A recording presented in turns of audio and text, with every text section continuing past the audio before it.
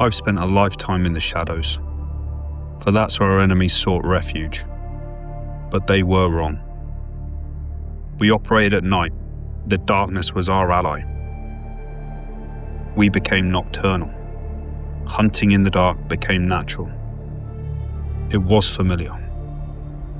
We made it our home.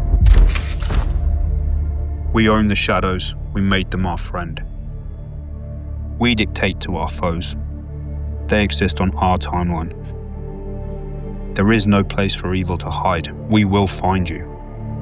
However, we must learn to adapt. In order to confront wrongdoing, you must gravitate to the threat. Seek it where it finds comfort. When the truth's at stake, the moon state matters not. I don't fear the light. I walk towards it. Take ownership of it. The easy path isn't always the right one.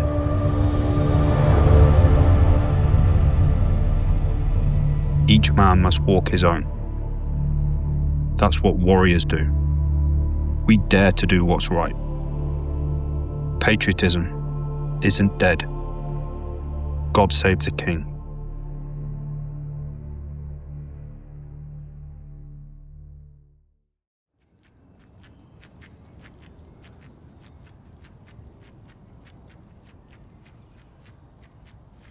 So I'm going to do a thing with you. I used to do it for kind of like a mindset install. Yep. Especially for the guys that have never got to do it before. So you think about a new guy just checks in a regiment. Say he missed it. He didn't have a plethora of combat experience. And he's never really lived a day in the life. Yep. So I tell guys, pick a time, any operation you've ever done, any period of time that you have a deep connection with, or you can even summarize, years together. You know what I mean? Yep. And put them all into one. And give them the details. So pick a time, anytime. What's the daily routine look like? What time are you waking up? Are you doing fitness? When's the brief? Walk into the ready room and just kind of start letting it flow. And I'll inject and kind of help steer it. But Sure. From the time you wake up to the time post-op and you're going back to bed, what's a day in the life on a standard operation kind of look like for you guys at the regiment? You got a certain time that sticks out? Yeah, I think the time when it was most consistent and most practical in terms of a solid routine, because we were out a lot and we got into a real rhythm. I think it's probably sort of summer 2012, checking into the squadron, sort of finding your feet. You kind of take a lot of cues from everyone else. We were staying, the accommodation for us was like a long corridor basically with a bunch of two-man rooms that sat off either side, and it always smelled really clean. I always thought it smelled quite clean. We had the cleaners come in and there'd always be this weird smell of bleach there, but it was kind of comforting, and the further down the sort of main spine that you get would be like a TV room. There'd always be people in there. You'd always hear guys laughing, drinking tea, drinking coffee, drinking brews, whatever. And there's like a small little kitchen. Always smelled of toast. Regiment runs on toast. Everyone's eating toast all the time. Marmite on toast, peanut butter toast. I'll always remember that sort of those smells. Typical day in the life would look something like, well, we're working at night, so we're on vampire hours basically. The rooms always smelled good. I was in with a northerner, and our room smelled really good. We always had nice fresh laundry in there, a bunch of air. You go to the PX and you buy them little weird ball things. You know what I'm talking about? Yeah. You throw them in all the corners. Yeah. So we had a bunch of those little red things in there. We taped up all the windows. That was already done before I got there, but that room had not a single ounce of natural light in it. Even to the detail of the fire escape light that gives that weird green glow gets taped up. Everything gets taped up. You probably wake up around maybe 12, 1 o'clock in the afternoon. For me, first thing I would do is I'd always go and get a shower, put on something, Typically at that time in order to leave the compound you had to be in uniform. But if you were just staying internal to the compound, you could wear whatever you wanted. And typically just put a pair of shorts and t-shirt on, a pair of trainers, go out, hit the chow hall. It was always the same though, it always smelt the same. Didn't matter what they were cooking, it was always that like oil, you know, fried oil, always the same stuff. It made you stink. I remember it made I hated it. Your clothes I smelled hated like it. for Yeah, fucking yeah. weeks. Yeah, you had to wash it.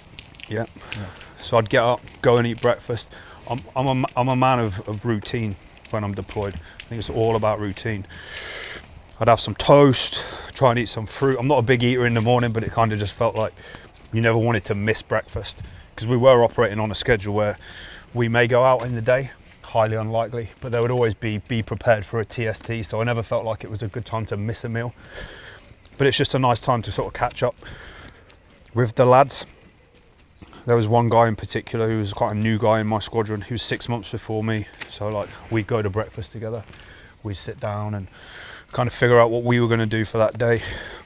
Come back. Typically I'll go over to the ops room at some point. That time did change. You're going up there onto pred watch, you know, so depending on when the pred watch was would depend on when you would get some fizzing, some fitness. You kind of flick flack between the two. Go into that ops room, walk across, you've got to put your beret on for that. A lot of guys didn't want to wear berets, so you just put a baseball cap on, make sure that you've got your pistol with you. That was pretty much the only ask from the Sergeant Major. Make sure you've got a weapon system on you and make sure that you don't look scruffy. That was it. We were shaving at the time, haircuts were in. That was the culture of the squadron. It wasn't, we didn't have long hair, beards or that sort of stuff. No one had that. It wasn't the Sergeant Major's flavour, so. You know, and I kind of respected it. I was a bit disappointed at the time. I wanted to just get there and grow long hair and cut around in Vans and AC/DC t-shirts, you know, all that type of stuff. But that wasn't what D Squadron's culture was about, and certainly not with that Sergeant Major, which was a good thing. But you always go into those ops rooms, they're always the same. Doesn't matter what continent, what theatre. You walk in, it's always that bright, light, artificial strip lights, all the screens, the coffee, there's always the smell of coffee, there's always pots of coffee on continuous loop. You go in, you sit down, you figure out what screen am I looking at, okay cool, what line of operations are we on, figure out what we're most likely to be going on that evening. We might have 3-4 things bubbling away, you're like, cool. Get the brief, get the handover from the guy before you, like what we're looking at, okay cool. We got, you know, Bravo 1, the main guy, this is who we're after. He's wearing traditional clothing, blue on blue, traditional clothing, dish dash. He's riding a motorbike. What kind of motorbike? It's a red motorbike. What's distinctive about it? It's got a blue seat cover, these types of details. It's got a broken out front light. Typically rides around with him and one other. Cool, what does the one other look like? He's always in black. Okay, cool. Weapons seen? No. Okay, where is he now? He's at that same place, that same internet cafe he was yesterday. Cool, yeah, I remember that. What's the plan? Yeah, we're gonna follow him. What are we looking for? Right, we need this guy to touch this point, that point. We need him to use his devices or whatever. Is that cool? Have we had constant custody of this, or has there been a blink? No, there was a blink. When was it? Probably around 3 a.m. Where was it? He was down at his normal bed down location.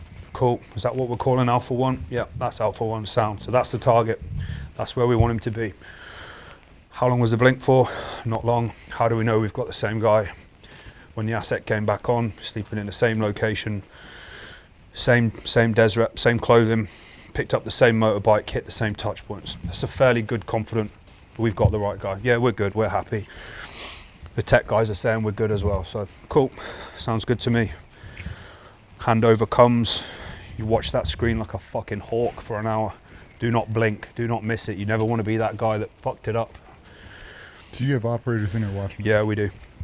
The reason for that was, especially the younger guys, he made all the younger guys go and do it, is because I think the Sergeant Major wanted us to understand the target, to learn it. And I'd always be watching that target, and I carried that on throughout my career. Even when I wasn't asked to go and watch the screens, I'd always go and watch the screens. I want to know everything. I want to know where you eat, where you sleep, where you go to the bathroom, where you're walking, where you're not walking. You know, where do the kids sleep? Are there any animals? What are the dogs like? How much interference? How close is the nearest compound? What's the interaction between the nearest compound? Where's the HLS? What are the cardinals? Where are we going to land? Cool. Which way's the bird going to come in? Okay, cool, it's coming in north to south. Okay, so when I get off the bird, you know, I'm going out and left, out and left, out and left. Don't forget, out and left. It's the only thing that I'm thinking about, out and left. Cool. All right, you happy? Yep, sound. I'm gonna go and get some fizzing, head off, go and sit in the TV room for a bit, chill out, have a cup of tea, whatever. Go back to the room, start getting ready to go and get a lift in, pre-workout. There we go, maybe a can of Rip It, get the thing going, can of Monster, whatever. Then you're into the gym. I'll be honest with you, there weren't a whole bunch of cardio getting done in those gyms, not back then. Like, we were doing a lot of walking, a lot of kit on, just finished selection. The last thing I want to be doing is legs and lungs. I'm trying to put some weight on, I'm trying to eat. I'm slamming as much like weight gainer, protein shakes, all that stuff, creatine. Do you ever remember what was it called? The animal mix or something, animal pack. Oh yeah. Do you remember those things? It's it. like that concoction of about 9 different tablets down the hatch in a wanna. Chuck them down all day. I was drinking this pre-workout. It was like blue. I was staying with a South African guy as well at one point. He's like, "You still drinking that damn alien juice?" He was a devout Christian, mate. Such a good operator, really good guy, but like even pre-workout was off limits for him. He's like, "That stuff will kill you," and I was like, "It probably will, but this gunfight tonight might kill me first." So you do that, you go in the gym, and it smells like a boxing gym. It smells, you know, you Sweaty get and rusty. that sweaty, that like the equipment's rusty, nothing's new, the cables barely work. Like there's one 45 kg dumbbell and one 42 kg dumbbell. It's like, well, where's the other 42 and where's the other 45? Like, why is there 5 sets of 6 and no sets of 20? Like, where are they going? They came as a pair, you know? And guys will come in and they'll do their own routines. Nobody's asking you to. Nobody's telling you to. Go in, you kind of do what you wanted to. I just wanted to put weight on.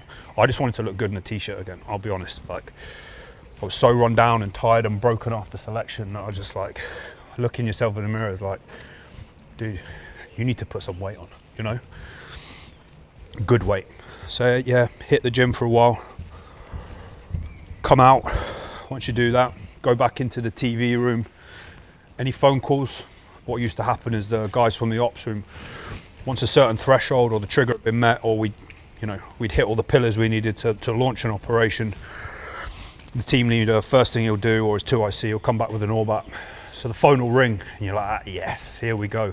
There's constant interaction between the ops room and where the accommodation block is how we going. Where's Bravo 1? Is he still on the move? He's gone to a new location. Oh, is he going back generally towards his bed down location? Yeah, he's moving back there. Okay, good. Is he still with his +1? Yep, good.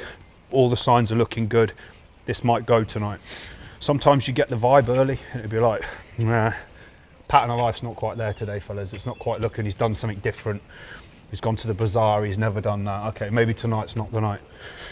Then the phone goes. They'll be like, yep. And you see someone stop. The closest guy to the phone answers it. You go and get that phone. There'd be a big whiteboard and he'd be like, yep, assault 1. However many assault teams, breach. And he'd be like, right, breach, names. Boom, boom, boom, boom, boom. Right, this guy, he's carrying a ladder. This guy's carrying hand of God. This guy's carrying a wall charge. This guy's carrying this, that, and it'll go down team by team, troop by troop. And you just kind of, if you're not the guy on the phone, everyone's just sort of getting around you being like, what am I doing? What am I doing? And it'd be like, there he is. That's my name. Ladders. Cool, I'm on the ladders tonight. You know, we're on the breach team. Go and get the ladder. So that's it, cool. I'm not waiting for anything else. I'm in the cages. Kit's out. Where's the ladder? How's your guys' ready room look when guys doing pre-jog? We've had a few. Back then it was just a cage. So we just had the cages. Each troop had a cage and it'd be down to that individual. We didn't have like a main ready room, so to speak. It was more down to like team and troop level. But each guy would have their own individual things. I used to have all my stuff. It'd be always set up the same thing. It would be like mission essential equipment basically. So you'd have all the radios in charge at the end of the bay. So all the radios are there, all the spare batteries are there. First thing you do when you come off for operation, disconnect, battery goes in, charge the radio, good to go. making sure you've got spares. This is the point there. It's like, right, I'm on the ladder. Let's say I'm on the ladder tonight. I'm gonna go and find the ladder that I like.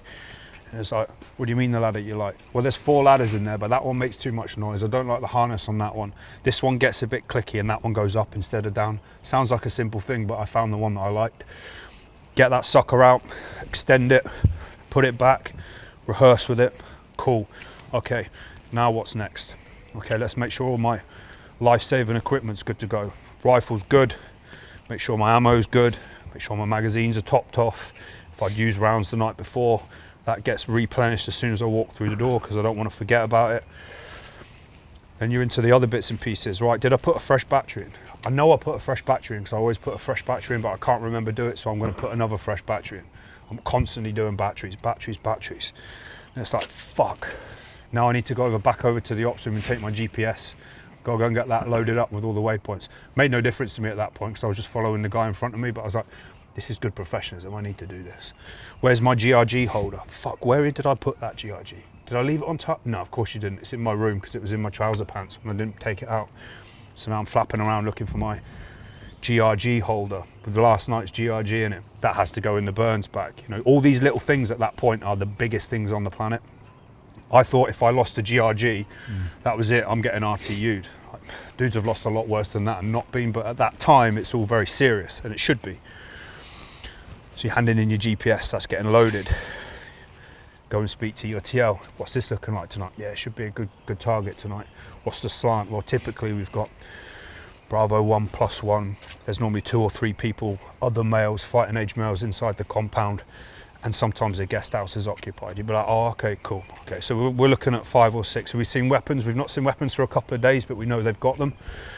Okay, cool. What's the threat like? What's the IED threat like? That was always my question. What's the IED threat like? I come from a conventional scene where we were getting blown up by them a lot. This time we're hitting at reach. We're hitting, you know, isolated targets in the middle of nowhere. C2, planners, those kind of guys. You know, more senior members of organisations, which, because of their sort of distance and, you know, isolation, the IED threat was usually minimal, just because they didn't expect us to get there. They didn't expect us to come. So you're starting to build up. The whole squadron's starting to buzz now. You can hear guys opening cages. There's dudes making weapons ready. Guys are out there checking kit. Somebody's been handed a new piece of equipment, bag of SSE. He's ripping it out. He wants to know exactly where's where. You know, somebody's given you the heavy DEMS bag. It's like, cool, where's the initiators? Yeah, I don't like my initiators like that. I want to do it like this. You know, you check the charges, check what you're responsible for. My main thing was always taking care of the kit. I was terrified to be that guy, the guy that didn't bring the ladder, brought the wrong ladder, or didn't have that piece of equipment, had the wrong loadout, whatever it might be. I was super paranoid about that. So I'm constantly checking, making sure that I've taken care of everything. 7, 8 o'clock in the evening comes, guys are meeting back up. A couple of the guys are still over there working. Who's on sentry now? Who's on pred watch? Carl's over there, cool. Has he had food? No, all right, cool. I'll eat mine and I'll go and take it over to him. So now you're wandering over, you drop in. How's it looking, mate? Yeah, looking good, cool. He eats his food, never eats it because he's too busy watching the screens. That's just the way it goes, you know. Come back in, they'll be like, right, fellas. This is the kind of bit where you sort of sit. This is like the calm before the storm. You've had a pre-warning order, basically, a warning order.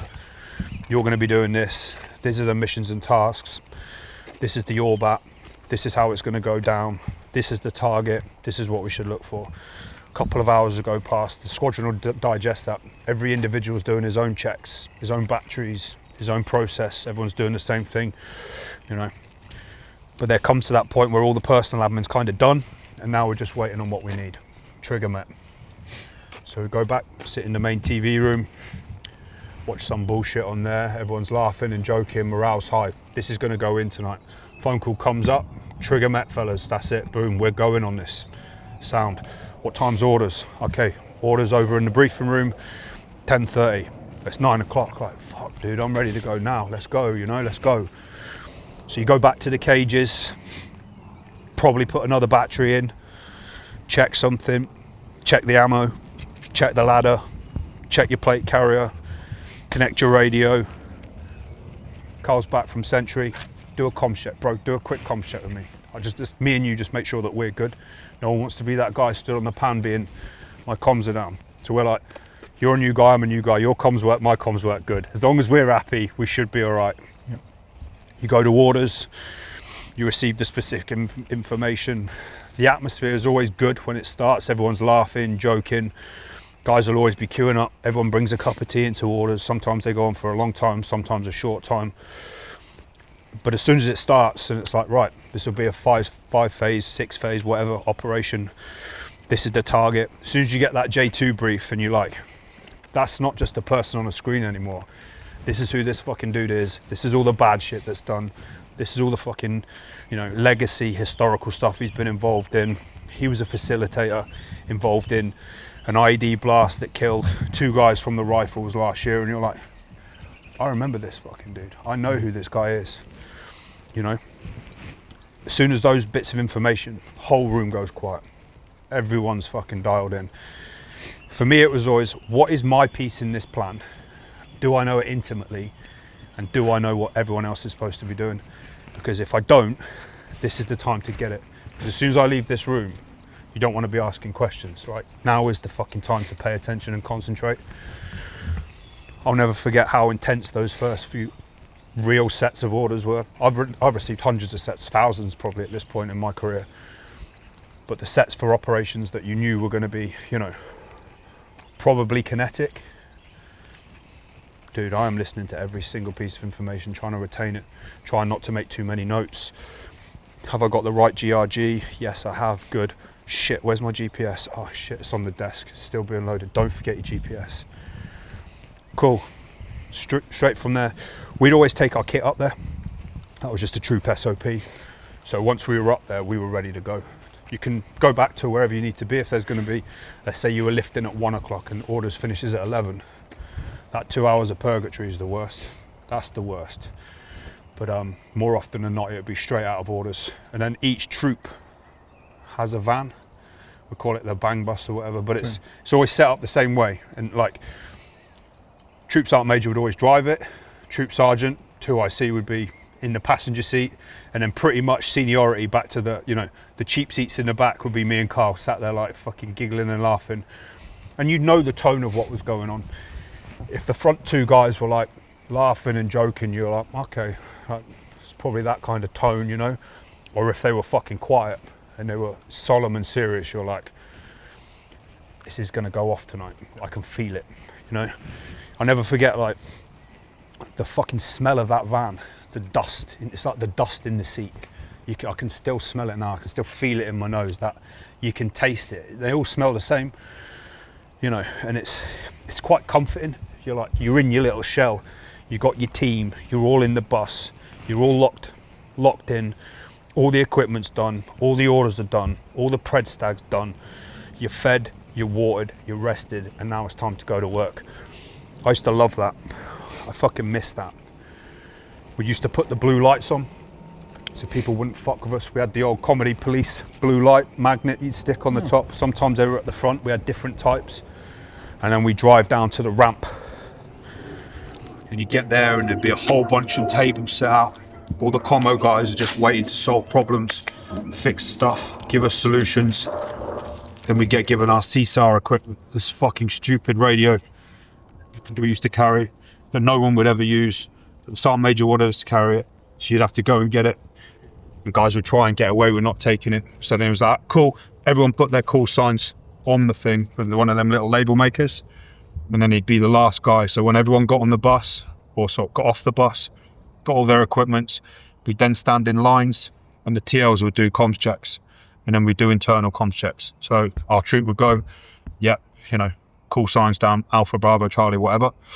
Yep, that's one troop complete. Once all of them troops had done their individual comms checks, then we do a big comms check, make sure the TLs can speak to the Sergeant Major can speak to Zero Alpha, the boss, and likewise. Once we're all happy, and the Sergeant Major's gone over to the desk, and no one's left their fucking stupid radio on there, then he'd be like, right, get on the bird. This time, like, the bird's spinning up. It's not like you're getting on cold. These birds are ready to go. The whole plan's briefed. Everyone knows what you're doing. And you're getting on, you're walking off probably 100, 200 meters towards the bird. The first thing, one thing I was always terrified of, am I getting on lifter 1 or am I getting on lifter 2? And it's like, I'm on lifter 1, but it's like such a simple piece of information. And I've heard this 1,000 times and rehearsed it in my brain. And I always, Carl, are we on lifter 1 or lifter 2? He was like, fuck, dude, I was about to ask you the same question. He's like, ask him, he'll know. And you're like, well, let's not ask him, let's just follow him. We know he knows where's going on. Mm-hmm. So we're on, there's this, and you get there and the loadie's there. As you're walking up, you can, the heat of the engines, you get that fucking unmistakable smell of aviation gas, and you're like, you get that blast of warmth. We're on summer deployments, hot as fuck anyway, even at night. You get on there, the first thing you say to the loadie, mate, is this lifter 1? And he's like, yeah, this is lifter 1. And then 2 geezers down behind is like, mate, is this lifter 1? Yes, this is lifter 1, get on. Or you'd be on like, right, we're on lifter 1, and the dog's coming. So as soon as you walk up to the back of it, you're like, well, there's the dog cage. That's where the dog is. So I'm on the right one. Sit down. Seems to take an eternity. Guess what we do? More comms checks. Everyone's doing comms checks. Cool. What's the slant? So for those that don't know, the slant's like the readout of people on target. How many males, how many females, how many children. Never right. Never once in my career was that slant right. You know, we could look at the same building for fucking 2 years without a break and we'd still get it wrong. It's just one of those things. At the time, we were doing it very old school. We had like a whiteboard, basically, a glow-in-the-dark whiteboard. And it would be Bravo 1, still at Alpha 1, no change, slant, 455, which means 4 males, 5 women, 5 kids. You know, 455, cool, no change, good. Lift off, as soon as everyone lifted off, that was always a good moment. You start to taxi for the first time, ramp goes up, loadies are looking around, checking the guns, the guy at the back's checking out, everything's good. They're communicating, they're moving around, left side, right side. You're just sat there chilling at this point. Start to taxi. We do a rolling start. It starts to move, 247s, thundering towards target with a squadron on your like. First few times you do that, you'll never forget it. Going down the runway, going down the panel, whatever it is, goes up, and you're airborne. And as you go and you're flying out of Kandahar, you look down and you see all the, you know, the transport aircraft, all of the jets, aviation assets, US assets, you know, you've got Estonian helicopters, you've got all the med assets outside the hospital, all turning and burning. You lift up and you just look over Kandahar. It's like a city. You know, all the lights are on, people are buzzing around, and you fly out, you keep flying, and it starts to get dark. Now you're like, I'm in the desert now. It starts to go up to altitude, and somebody will put the sign up, 90 minutes. You're like, ah, cool. Now what the fuck do you do? We weren't AirPods and headphones type of squadron. Just wasn't our culture then. Later on it became a thing, but at that time I'm just sitting there, head torch around my neck, press the button. Is it on red? Good, it's on red. Cool. Do it like this first, because you don't want to put white light ND on the things. You're like, I know it's on red. Click it, yeah, it's on red. Sound. Cool. Yep, still one in there. Good. Magazine's on. Cool. Radio, yep. Pistol, yep. Helmet, yep. Nods, good. Ladder, cool. 70 minutes to target. Cool. Red light on. Still got one in battery. I'm obsessive about it. I'm still in battery. I've still got a round in the chamber. Of course I have. Guns on safe. Muzzle down. Pistol, yes. Magazine in the pistol, yes. Radio, yes. Nods, helmet, yes. Ladder, cool. So on and so forth. What's the slant? Slant comes back, target, no change. You know, whatever I said, 655, whatever it was. As long as it was no change, that was a good thing. Sometimes it fluctuates every now and again, but Bravo 1 still at Alpha 1. That's all I want to hear. Everything's good. Mission is a go. Charlie Mike, let's go. Then it starts to get into it.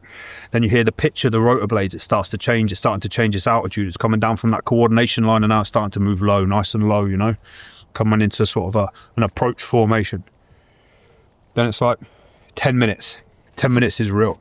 10 minutes to me was real. That was like, okay, in 10 minutes time, I'm stepping off this helicopter. It's always the longest 10 minutes of your life. 10 minutes, 6 minutes, 5 minutes. At 5 minutes, I'd always put my helmet on, chin strap up, adjustments, cool. Sort the straps out over my peltors. No, it's twisted, fuck it. Come out, untwist it, put it in, clip it in. Right, we're good. Helmet's on, yes. Nods down, okay, good. On, There we go. Are they still dialed in? Fuck, I knew I forgot to do something. I had it dialed in for that compound that was 50 meters. I'm fucking trying to adjust them. I'm like, I don't want to be able to see all of that stuff in the helicopter. Then I'm trying to look out. No, there's nothing to do. Fuck, that will do. It's got to be there somewhere. You know, quick adjustment when you get to target if needs be. So be it. Nods are down. They're tested. Nods go back up. Still trying to get used to that sort of, that lighting inside of the bird. Make sure I've got everything. Where's my ladder? Cool, ladder's on. 3 minutes. Right, everyone does it slightly differently. I'm like, the last thing I want to be doing this is at 1 minute out or 2 minutes out, because if I get hook prud or something happens, I want to give myself a time. Ladder's on. All right, cool. Sit back down. 2 minutes. Nods down. Focusing now. Everything's good. Final check. One last check. Make sure I'm in battery. Everything's good. Cool. Right, 1 minute. Okay. The fucking pitch, the whine of the engines. We're moving in now. You're like, that 1 minute feels like 10 minutes. And you're like, I can see us getting lower. I can feel it getting lower. Everyone's just silent. No comms. Nothing. Everything's good. We're on the bird. 30 seconds. 30 seconds. Everyone stays sat down. We made that mistake a bunch of times. People standing up too early. Bird has a hard landing. People breaking legs and all sorts of shit. Sit down. Usually at about 1 minute, the TLs will get up. And we knew, for example, if we were landing in a certain direction, we were going to be out and left. So, you know, depending on your role that evening, you might be squirter control. If you're squirter control, the only thing you're looking for is that pulse sparkle. Steady sparkle to give us the target, pulse sparkle for runners.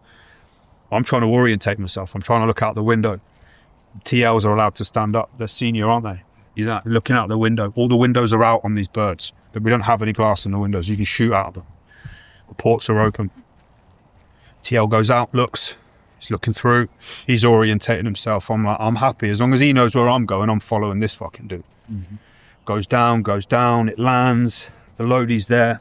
As soon as that loadie stepped out to the side and that fucking ramp went down to the thing, you knew it was on. And then you are out. And typically, we wouldn't do peasy posture. We would just go straight to where we needed to. Sometimes, depending on the situation, you know. You guys land on the X? You guys land on the Y? It all depends. So, you know, if we were landing on the Y, we'd have that pregnant pause. So if by the Y we mean an offset, that can be a certain distance, can be the limit of small arms fire, or it can be 10, 12, 15, 20 kilometers away from the target. For a land on the Y, typically we would all get out. We would all shake out. As soon as that bird's coming, it's like the adrenaline is up now. Like, you are fired up. You get down, you get on one knee. Everyone's down there. You're like, am I in the right line? Are these my guys? Yes, I know that's his backpack. Yeah, you're looking for bits of equipment. You're like, yeah, everything's good here. I'm in the right place. And then the bird goes. And you're on one knee and there's no graceful way of doing it. And you just fucking putting one hand down, getting blown to bits. Fucking eye pros all covered in shit. You're covered in fucking, it's all gone down your neck. You're like, fuck's sake. What a way to start the night. But adrenaline's there, so you don't really care. And then it's down to the silence. You get all that adrenaline and all that noise and all that emotion. You landed. And then, you know, if you're on the X, which means you're fucking at the target, you're straight into it. But a lot of the time we wouldn't do that. We would go, you know, maybe we would, situation dependent, right? Situation dependent. So if it paid for us to land off and walk in, then that's exactly what we would do. But yeah, that silence when the birds go and you're just there and it's like, yeah, team leaders check in, right, everyone's checked in, right, update on target, no change Alpha 1, right, lead troop move off to RV1, is that right, moving off now, RV1, you geezers just get up, no emotion, no talk, no chit chat, no fucking around, 1 troop, 2 troop, 3 troop, 4 troops, we're moving towards target. And after about 10, 15 minutes, that adrenaline starts to wear off a little bit and you're like, fuck, dude, I gotta walk now in the fucking desert for the next fucking 2 hours before I get there. And you just go into this process. For me, it was like, pistol, yeah. I'm psychotic about it. I'm looking through them. I'm like, pistol, radio, nods, gun, ladder, GPS, cool. 10 minutes later, I'm doing the same fucking thing, you know? You're like, I can hear the fucking gunship.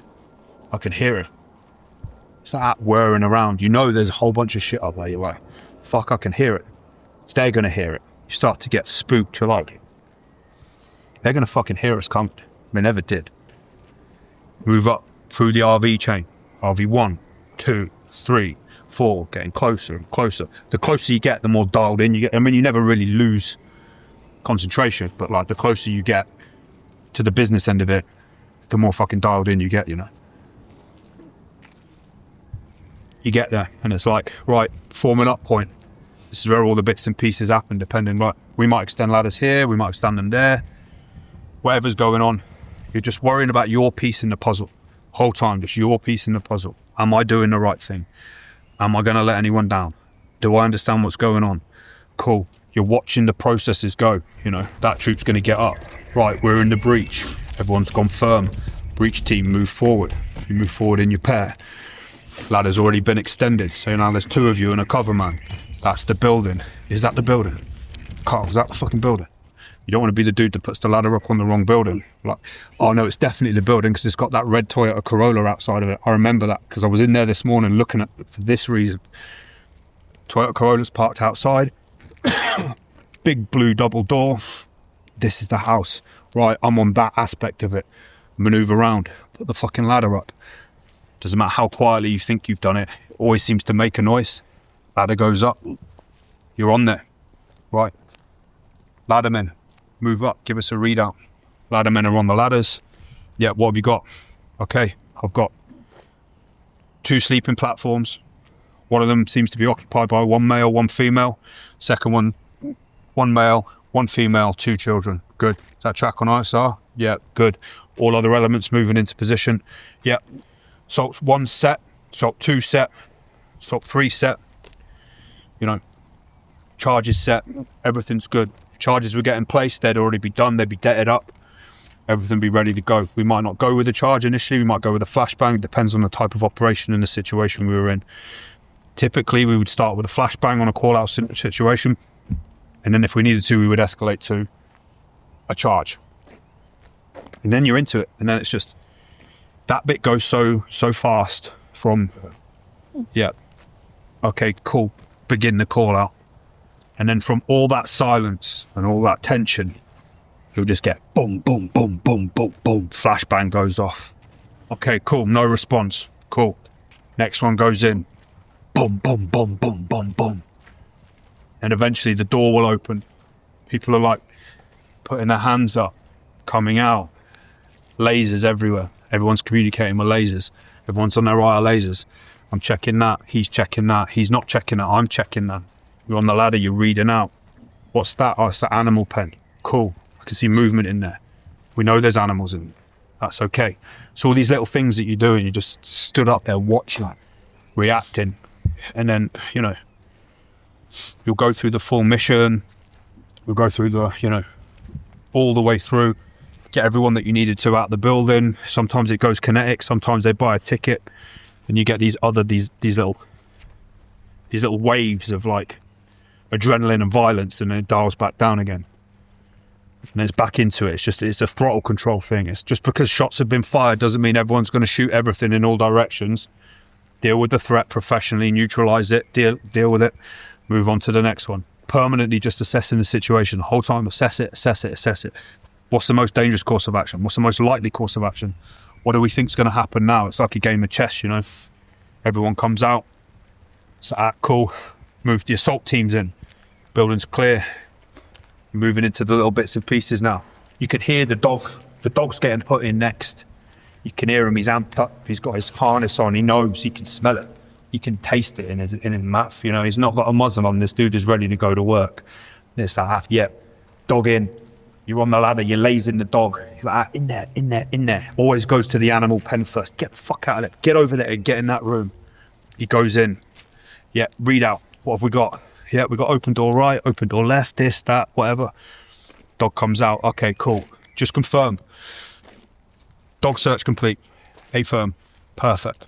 Cool. Right. Launch assault 1. Assault 1 gets ready. This is it. Everyone's stacked up now. Geezers are good. We're in tight formation.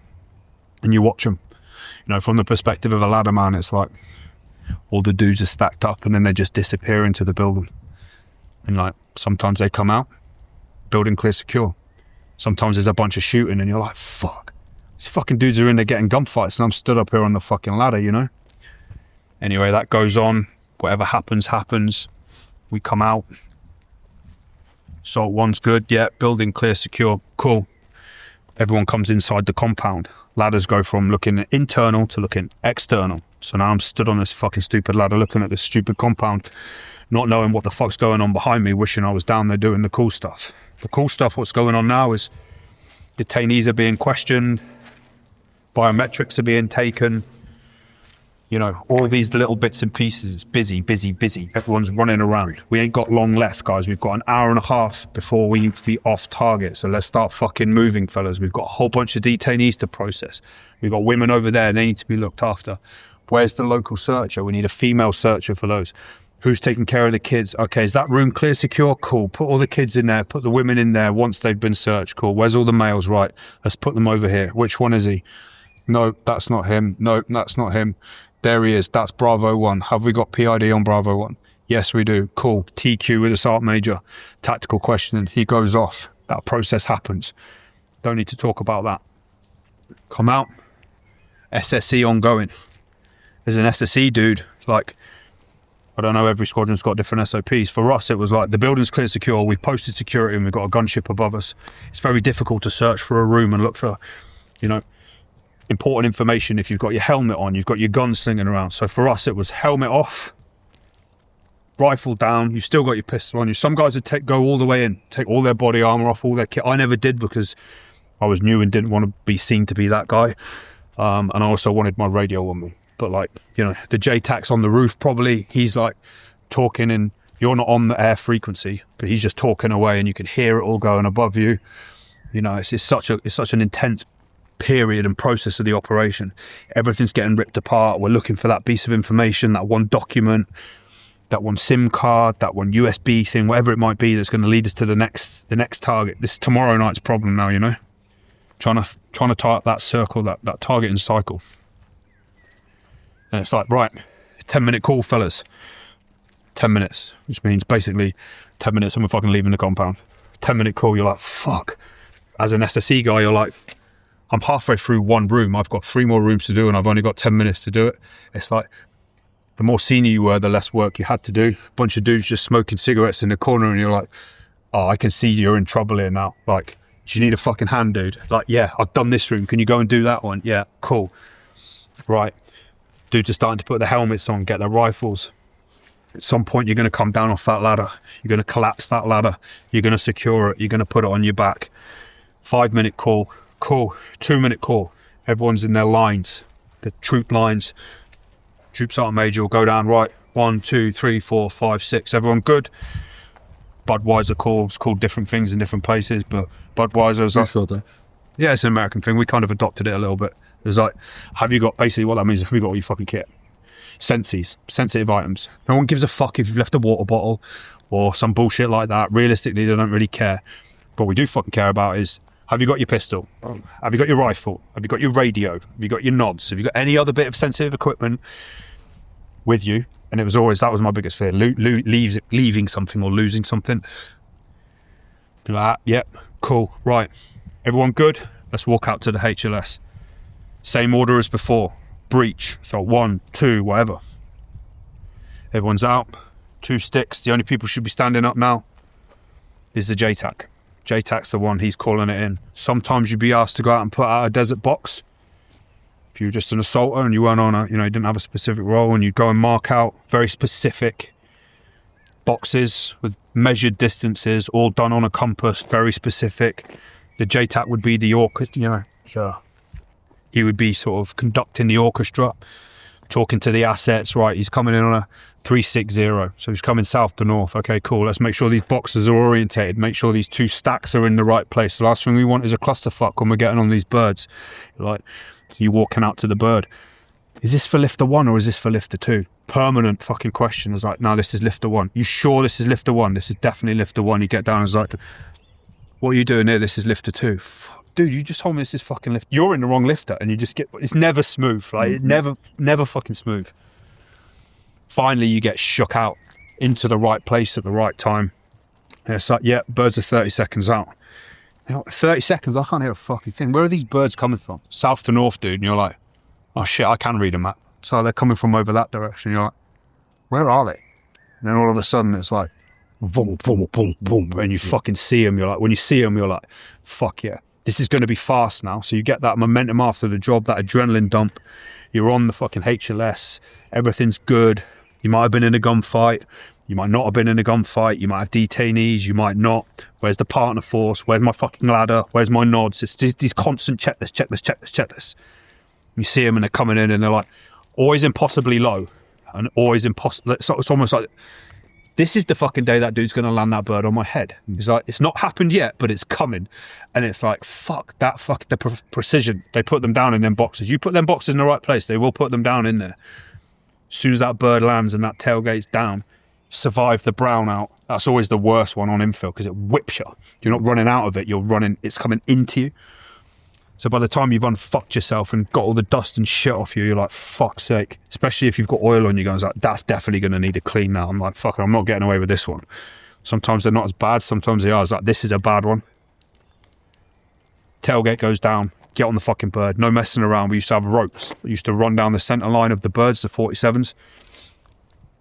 You just fucking get on that bird as quickly as you can and you hold onto that rope and you do not let go until the fucking bird is up, out and away. That's the drill. No fucking around trying to find a seat. Oh, I left a bottle of water down there. I left a Gatorade on this one. No one gives a fuck. Just get on the bird and get the fuck out of there because that's when you're most vulnerable, right? And we got engaged on fucking Exfil a whole bunch of times because they know it's coming. They know you've got to get out of there somewhere. You typically pick a spot for the Exfil that's not right by the compound. You might have a K walk, but say you walk 12K to target, you ain't walking 12K out. Not if you don't want, not if you don't have to, you know? As soon as you're on that bird and it lifts off, you can finally sit down and it's like, it's the best feeling ever when you take your helmet off after a long night and you can just feel that release of pressure on your head. You can take them peltors off and you're like, fuck me, dude. Like, you know what I'm talking about, don't you? That feeling where it's just all that dust and shit and sweat and it's all around your neck and you can just fucking chill. Where's my pistol? Oh, thank fuck, I've still got my pistol, you know? Cool, make sure my weapon's good. You're still loaded, made ready at this point. You're still in battery. That's still a hot weapon. Make sure that's good. Cool. Have I got my ladder? Of course I have. I can see it. Sit down. Then there's like another adrenaline rush. And then it's like the board will come up. Yeah. 125 minutes to and you're like, fuck, dude, that's over 2 hours. How come it was only 90 getting it? And you're like, we've got to go and refuel. And it's like, why? Why have we got to go and refuel? They've just come. Why did you refuel before you came to get us? Yeah, this bullshit. You're like, fuck's sake. And like, my sergeant major, future sergeant major, who was a team leader at the time, described it perfectly. He said that the most peaceful, calmest, happiest time of his life was after a good job flying into Kandahar, watching the sun come up over Kandahar. You start to recognise it after a while. You start to know where these villages are, these landmarks. It starts to go nice and low. Everyone's looking out the back or through the windows. And you're coming in over that huge airfield, and the minute you see that like big Western building or you see that C-17, you're like, fuck yeah, we're fucking home now, you know? Touchdown, fucking coolest thing ever. I wish I had more pictures of it. I wish I could capture it more. But there was nothing fucking allier on the planet than having all the air crew and everyone stood there waiting, all the people ready to like take detainees or, you know, all the SSE people ready to receive it. A whole fucking task force, an army of people waiting to move this process on. And you just come straight off the back of the lifter, covered in dust, fucking weapon in one hand, helmet in one hand. You're like, now I feel like I'm doing it, and everyone's just looking at you like, what the fuck? And you're like, yeah, this is why I'm here. Hand in your stupid radio again, make sure that goes in the thing. Everyone's back in the bus, depending on how the nights go. Morale might be through the roof, or it might be a quiet one, depending. Typically it'd be quiet if it was a quiet night. It'd be through the roof if it was busy. Everyone's fucking gassed up, everyone's happy. But like, right, new guys, fucking you two knuckleheads, go in there and make sure all the SSE gets done. So everyone else is like fucking chilling out, fucking smoking cigarettes, and you're in there like, fuck dude, which fucking room did this come from? And he's like, well, it should say on the label. It's like, it doesn't fucking say on the label, dude. It's like, well, who wrote the label? And it's like, I don't fucking know. Who wrote the fucking label? Do you know what I mean? You're going through all this bullshit. It's all important, so it's got to be done right. You finally get done with all that fucking shit, and it's like, right, cool, back to the cages. Ladder goes back next to the other ladder. Right, now my personal equipment. Cool, let's unload my gun. Make sure you do that in a safe direction. Do not have a fucking ND in this fucking cage right now. Do not do that. Fucking hell. You know what I mean? Good, that's down. Did I fire any rounds? Yeah, I fired 9 rounds tonight. There or thereabouts. Cool, let's top that magazine up. That's the first thing you do. Cool. Helmet off, nods, unscrew it. Battery back in, back on, test it. Good. I need to make sure that I fucking zero them into the distance. I've got to do that last night. I've got to do that tomorrow night. Got to do that. Same again, pistol. That needs to come with me. I've got to take it out of this holster. I can't go anywhere on this camp without a pistol, so that needs to come with me. Radio, back on charge. Fresh battery, back in the box.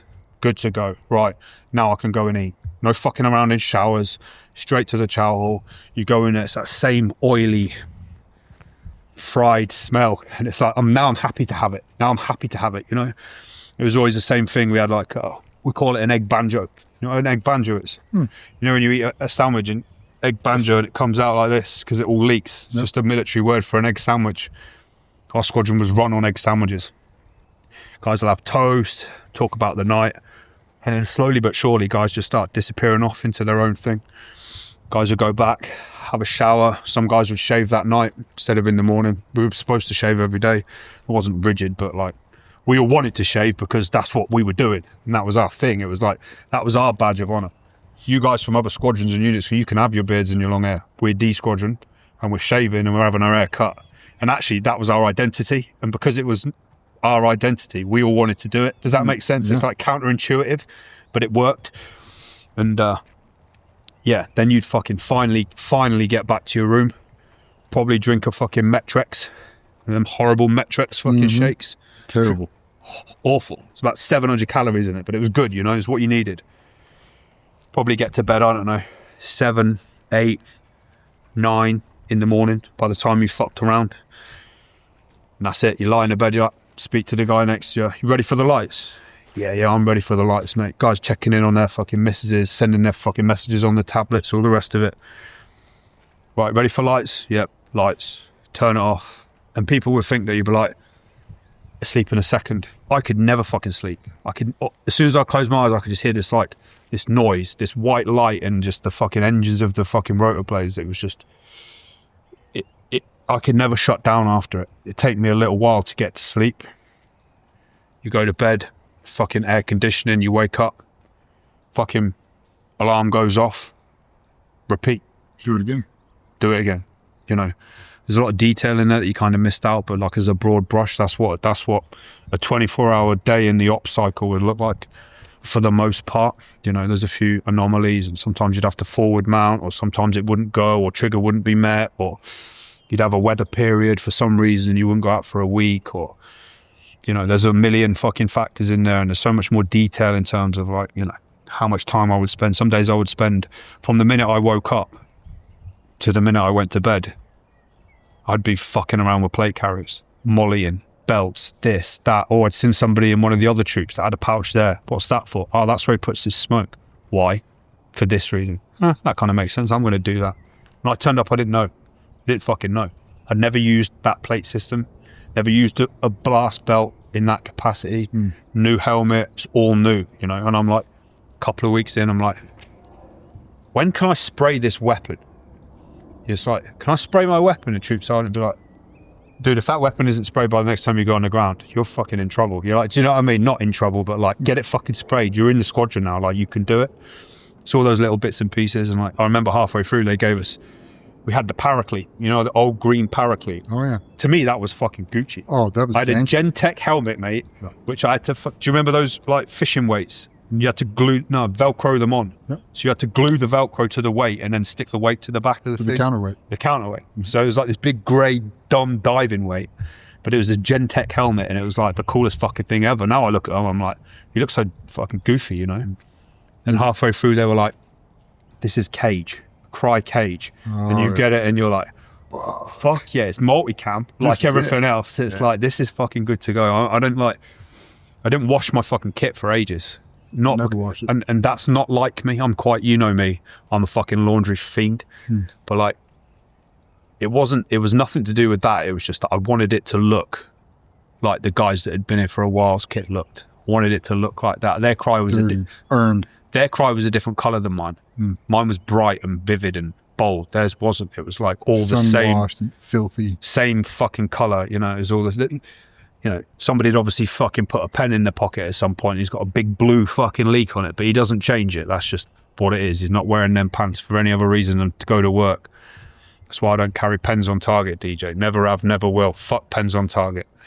Yeah, when I first got there, they used to call it, for the Alp cycle, black helicopters and pancakes. Yeah, pancakes. What's black hell? Vampire hours, man. Yeah. The only time you're going to get breakfast is post-op. You're going to wake up and you're going to eat dinner as breakfast. Yeah. Oh. Black helicopters and pancakes. Yeah. Best time I ever had in my life. Dude. No, that was awesome. No. Beautiful. Yeah, like, paint me a picture. Like, when the guys have never seen it before. Yeah. For you to be able to give them that. So now when they step in, when they land on the C-17, they step off.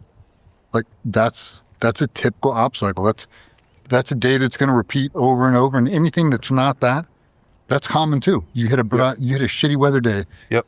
You're in Kandahar in the winter, the snow, aircraft, maintenance cycles. Yep. It's like anything that's not Illume cycles, medevac windows, Illume fucking levels, you know, so there's so much to it. Yeah. No, that's cool, man. Yeah, no. I really do miss those moments. Like, I'm never going to fly back in after a good night, you know, where you've done work, you've been effective, you've made a difference on the battlefield, you've affected things. Everyone's come back in one piece and you're flying back and the sun's coming up. You can hear the fucking helicopters thundering, you know, squadron thundering towards target on 2 CH-47s is a hell of a fucking thing. And you have to pinch yourself. You do get used to it. And the more you do it, it never takes the edge off it, but you do get used to it. But the first few times you do this, like, I've come from a whole bunch of shit before I joined the Marines. I've been through a whole bunch of shit to get here, a whole bunch of shit whilst I'm in the Marines. I fucking earned my seat on this helicopter. I fucking would die for the seat on a helicopter, and now I'm here. It's everything I thought it was going to be and more. And you look around and you're like, this is it, dude. This is the pinnacle. This does not get any better than this. I'm surrounded by some of the most professional fucking people on the planet that all just want to get after it. And that is all that we're about. There's no distractions. There's no bullshit. There's nothing. It's just this. And we're going to do this for the next 4, 5, 6 months continuously. And it never gets old. It fucking doesn't. And, you know, part of leaving is the fact you're never going to do that again. Yeah, I can shoot. I can do CQB. Not opposed, but, you know, you can still get that feeling, but you're never going to get that feeling of 30 seconds out, you know, or coming back into land, or, you know, all the funny shit you see that's like the fucking dude runs off the helicopter and just stacks it. You just, how many times have you seen that? And you're just like, inside, you're like dying, laughing. Is that, because the only thing that we're going to, anything could happen tonight. We might fucking kill 1,000 bad guys, but the only thing anyone's going to be talking about when we get back to that fucking mess hall at fucking, you know, 9 o'clock in the morning was, did everyone see that fucking dude that stacked it off lifter 1? Is that, yeah, that was fucking me. I was like, did that hurt? And it was like, yeah, dude, it fucking hurt. And you're like, I bet it fucking did. You know, it's all them little moments and them personal moments. And like, I don't know how many times in my life I've after my own lifter 1 or lifter 2. Like, am I out on left or out on right? And I used to see it, and less so as I got more senior, because you kind of understand more experience. You get it and you're like, I know where lifter 1 is, but like initially you're just, and you do know, you just don't want to fuck it up. You see it when you come to doing the jumping stuff, like when you're a stick leader and you've got, you know, let's give it an arbitrary number. Let's say you've got 800 jumps under your belt. You're a tandem master. You've done the bundles. You're a jump master. Like, you're fairly comfortable with what's going on. And you go down the line and you're briefing a bunch of guys that aren't that confident, and you're like, give them a bunch of information about landing patterns, about fucking holding areas, about winds, about this, about that, you know, report lines. And they're just staring at you, and you're like, you're in the fucking zone. You think they're taking the information in, and then literally, as you get up and stand out and you do your final comms check, anyone got any questions? And they're all like, what is it? I've given you a brief. You've had about 5 briefs by now. You've just had a confirmatory brief. We're on 30 seconds. The light's on and we are going. What question could you possibly have? Jay, are we out or left or out and right? And it's like, fuck, dude, I fucking told you this a million times. Now, is it out and left or out and right? Well, it depends if you're frogging or not. Like, well, you're not frogging, are you? Are you frogging? If you're right, lads, if you're frogging off, it's out and right. If you're diving, it's out and left. Everyone happy with that? It's like, it's always the simplest things that you're like, repeatable all over the world. And I've jumped with a bunch of people. It's always the same shit. But yeah, nice. It's good. Those little things are good. That's fucking awesome. Was that alright, was it? Oh, that was fucking perfect. It wasn't quite as like...